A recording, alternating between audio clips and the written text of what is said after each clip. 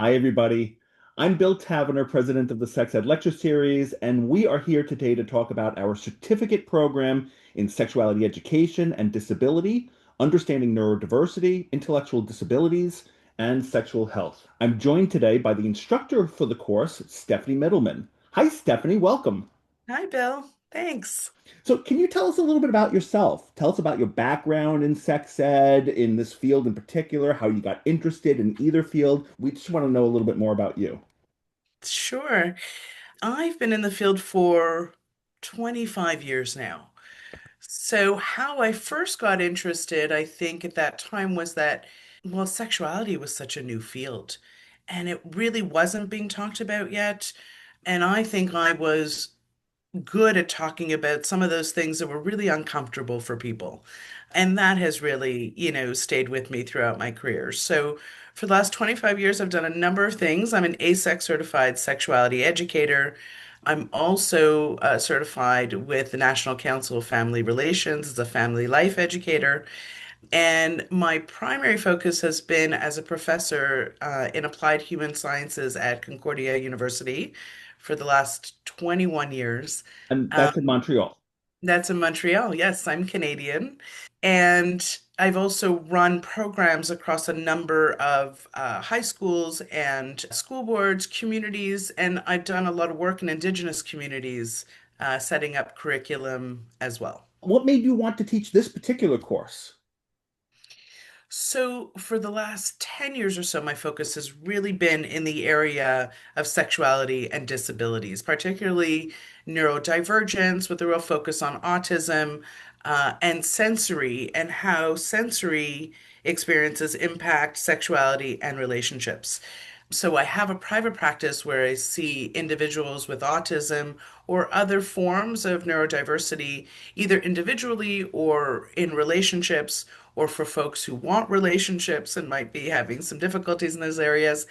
And so I've learned a lot about some of the nuances of working with people with neurodiversity and some of the challenges that they face in sexuality. It's also something that I brought into all of my courses at Concordia. I teach courses on sexuality where we now examine disability, and I also teach courses on diversity and inclusion. So I really make sure that we've got a whole week on neurodiversity. And this was the first of its kind to have a course specifically on sexuality and disability with a lens on neurodiversity. And bravo to the Sex Ed lecture series because you were the first to make this happen. Well, and you are our first instructor. We have five Yeah. courses that we teach now, but we were Yeah. talking earlier that this course goes back 3 or 4 years. Is that right? Yes. Yes. I Wow. think it's our third year, but our fourth group we're about to do. Fourth group. Yeah. Well, the feedback has been excellent. And how about you tell us a little bit about the course? How is it structured? How do you deliver it? What can people expect if they decide to enroll in the course? Sure.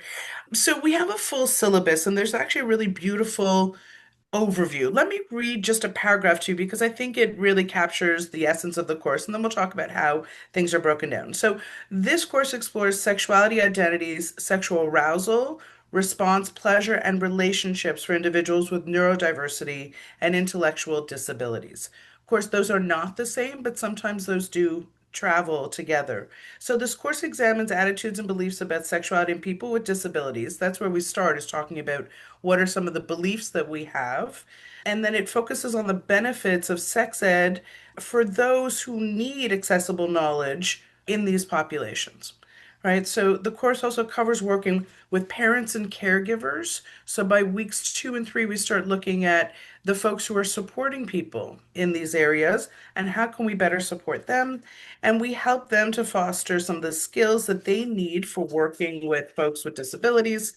And then overall, the course aims to foster respect and inclusion for all folks with different identities and different abilities. And we end the course with giving lots of resources for people to go out and do these kinds of sex ed lessons in their communities. So we want people to have a lot of materials as they go through. So how is the course structured? It is delivered over 4 weeks and it's done both synchronously and asynchronously. So, synchronously means we meet together and in this case, it's virtually, but we meet together twice a week. We thought the 90-minute mark was best for people in terms of focus and ability to attend. So twice a week in the evening, we're meeting for 90 minutes from 7 to 8:30 p.m. And then the rest of the course is delivered asynchronously, meaning that there are videos and materials for students to watch and engage with before they come to class. So ideally, Homework? Oh no. yeah, no, it's not really homework. It's Preparation. preparation, exactly. Yeah, I know people don't love the word homework. There is one assignment, right? And there are a couple quizzes. So we'll get to that in a minute. But essentially, folks need to watch the videos first and then come to class. We discuss them and we look at a number of subjects together. And every time a student watches a video, there's a very short quiz to do afterwards. And then at the end of the course, at the end of the 4 weeks, there's a short reflection paper to get the credits for the certificate. It's a packed course, and it's Yes. over 4 weeks, and twice a Yes. week you're saying 90 minutes a shot, and some asynchronous learning as well. And that comes from a body of videos that participants have to watch on their own. Yes, all the videos are from amazing experts that were recorded from the sex ed lecture series. And all the videos have to do with various aspects of sexuality and disability, or for parents or caregivers, working in the field. So, week one is sort of an introduction to sexuality and disabilities. Week two is we start looking at the tools for working with sexuality education. Week three, we start looking at how to enrich relationships. And then week four, we look at barriers to sexuality education. And we also look at sensory experiences. And we end with looking at resources that educators can use to go out into the community with. One of the goals is to not only give knowledge, but help people feel like they can go out and practice and teach this work. And Sure. Yeah, I think that was a really important piece for us when we were constructing this course. That it's not only about talking about sexuality and disabilities, but it's about giving people real concrete tools and materials that they can use. Sometimes these are handouts, sometimes these are ideas, these are tips, these are websites, these are videos. And one of the most wonderful thing that happens, it has happened in the last three cohorts that we've had of this course, is that there are phenomenal educators and people with real practical experience and knowledge that join in the class. So students are not only hearing my perspective and my experience, but they're hearing each other's.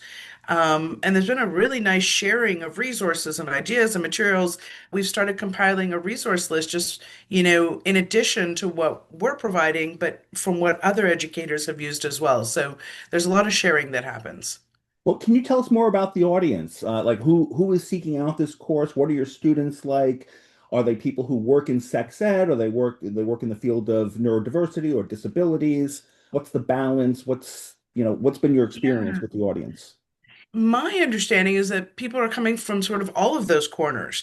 I think the bulk might be folks who are working in sexuality education in one capacity or another already.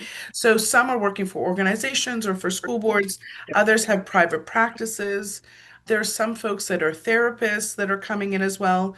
And then there are other folks that are in the space of disability or neurodivergence as special educators or therapists in that area and are seeking more understanding around sexuality and how those things, intersect.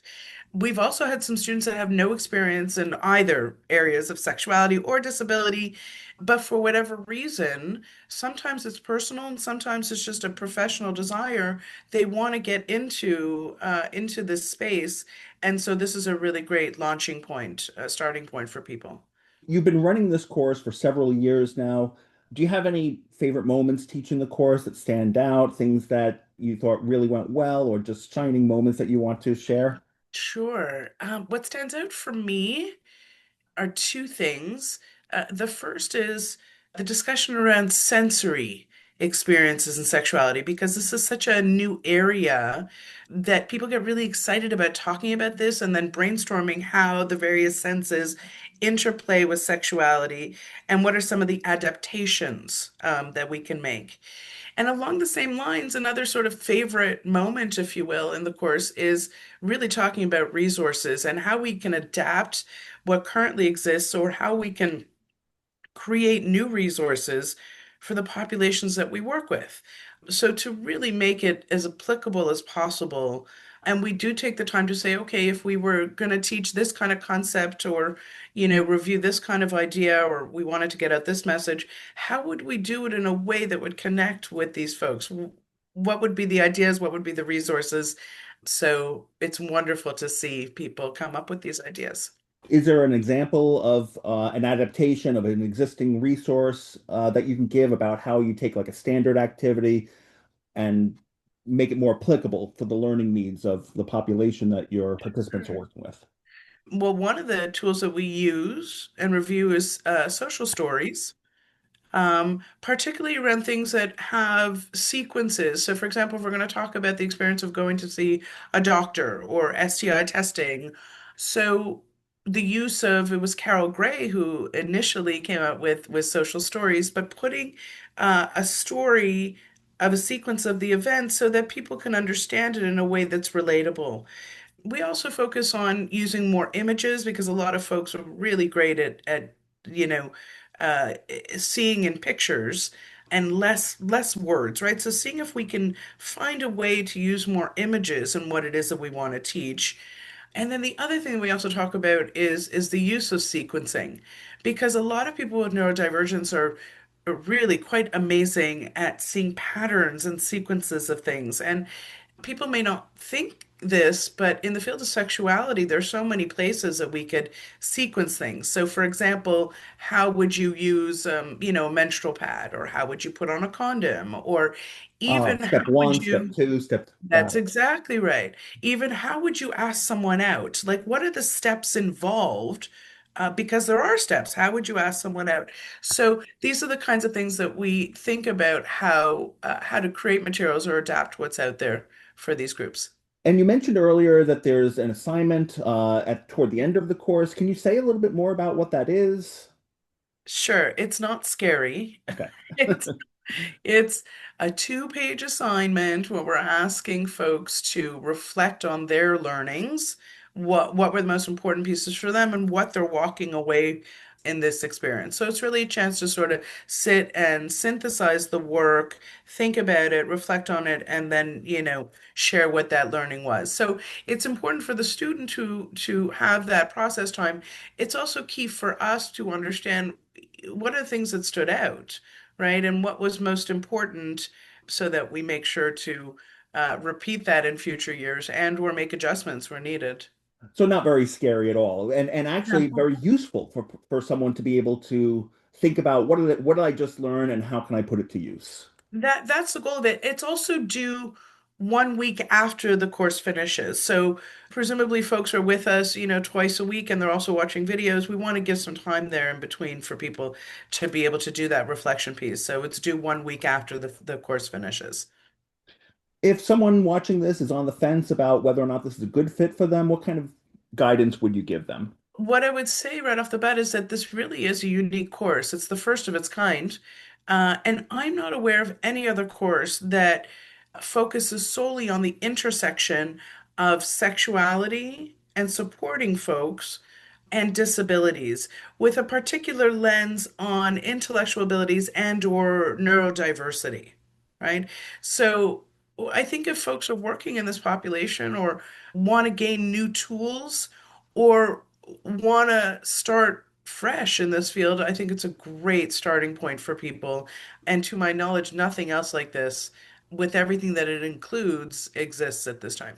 Well, thank you for joining with us. Stephanie, is there anything else that you want to say about the course before we finish up? Simply that, again, I think I want to stress that I've really enjoyed meeting the students in the class, and many of whom I'm still in touch with. One of the things that's very nice about this experience has been that it has drawn so far the attention of people who are already professionals in one way or another. So there's a real sort of collegial kind of feeling to it, and a sharing that goes on. And so I've also seen a really nice connection between the students, connecting with each other and also serving as supports in a field where sometimes you can feel a little alone. You can feel like you might be the only one doing this or talking about some of these issues. So that's been a really big positive. So it's not only fun for me to meet new students, but I think it's been fun for each other to connect and make new friends and colleagues as well. Well, thanks so much for joining us, Stephanie. And we're looking forward to the course, which starts in May. It runs Tuesdays and Thursdays throughout May. And we're running this program every year. So it's May every year, unless we decide otherwise. And folks can register by going to sexedlectures.org and then clicking the certificates button. That's great. I hope to see you all there. Thank you, everyone. Take care.